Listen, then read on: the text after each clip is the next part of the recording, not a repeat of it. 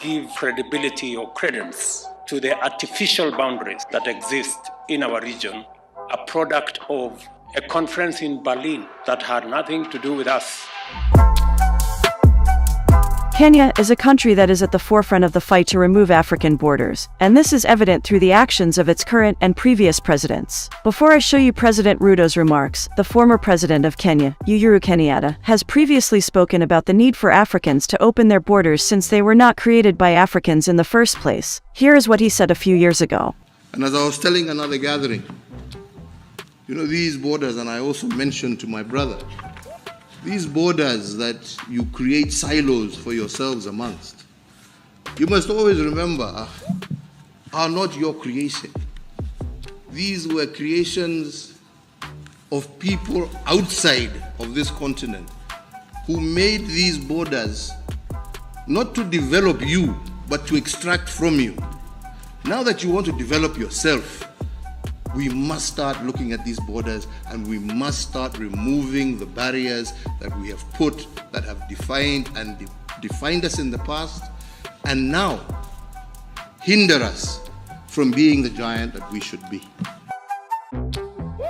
This week, the Kenyan president has been vocal about removing barriers in Africa to promote trade and growth within the region, and here is what he had to state.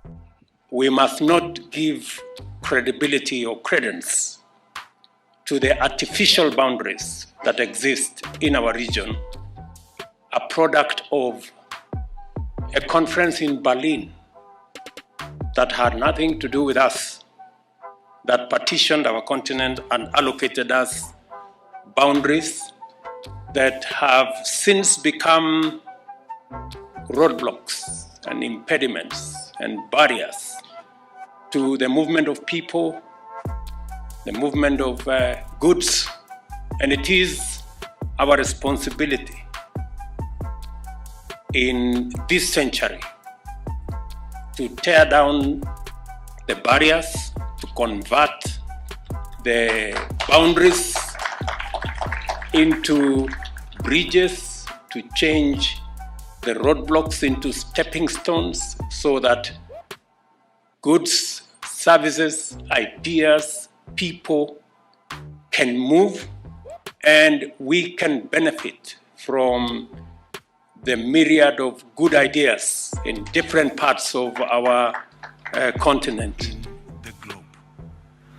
This is a continent of great possibilities and opportunities. These opportunities and possibilities are hindered by bureaucracy, red tape, regulations, and many things that impede our collective progress. I told our teams earlier, we cannot share poverty, but we can share wealth. And we need to work together to create wealth. And we must eliminate the barriers, the hurdles. Our borders must not be walls. We must turn our borders from being hurdles to being bridges. We must turn our borders from being hurdles to being facilitative so that we can do trade, we can do business, we can make investment, and we can move people, goods, and services freely in our continent. It's great to see that this fight to open borders is starting to pay off, as evidenced by the East African community's decision to use a single